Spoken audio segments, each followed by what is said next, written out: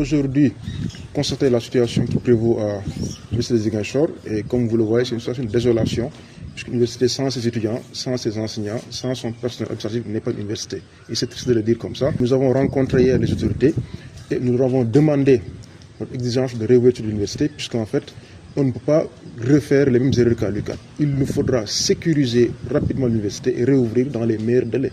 Et donc nous condamnons, comme nous l'avons déjà fait encore une fois de plus, la violence envers les enseignants, le personnel. Il faudrait que ceux qui ont été auteurs de ces violences-là soient sanctionnés comme le prévoient les conseils de discipline.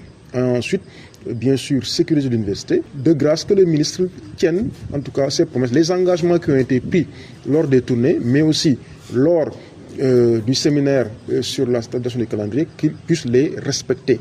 Un homme, une parole. Et donc nous attendons à ce que le ministre, au lieu d'avoir plusieurs paroles partout, en communication à tout va, qu'il daigne vraiment respecter ses engagements pour le bien de tout le monde. Donc je pense que le SAES est un syndicat responsable, déterminé pour que ces questions-là soient résolues de façon définitive. La question des chantiers pour Ziguinchor, c'est indigne. Si vous regardez ces bâtiments-là, qui sont en construction depuis 10 ans bientôt et qui ne sont pas livrés, il faut les auditer comme l'a demandé le président. Nous sommes favorables à l'audit des chantiers, mais aussi à la livraison dans les meilleurs délais pour que nous puissions rattraper ce qui reste de l'année académique 2023-24.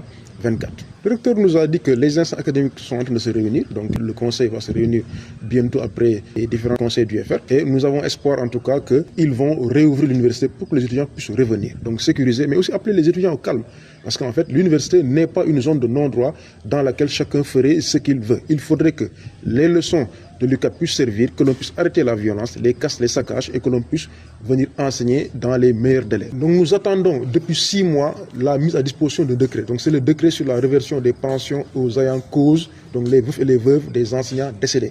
Ce décret a été signé et perdu, dit-on dans le conseil des ministres, mais depuis lors nous attendons qu'il soit réintroduit. Je pense que le SAES a tout dit pour ce décret, mais malheureusement toutes les promesses n'ont pas été tenues, et dans les jours qui viennent en tout cas, le SAES sera obligé de sortir pour réclamer ce décret qui est une question de dignité.